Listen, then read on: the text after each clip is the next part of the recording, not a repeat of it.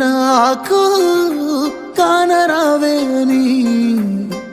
ఎవరి కంట్ల పడకుండా నేను వెళ్ళిపోతున్ననే నువ్వు నాతో మాట్లాడలేవే అని ఎవరితో మాట్లాడకుండానే వెళ్ళిపోతున్ననే నువ్వు ఈ లోకంలో లేనలేవే అని నేను ఈ లోకాన్ని వదిలేసిపోతున్ననే నువ్వు పువ్వులు అల్లుకొని పోతున్నవే అత్తగారింటికి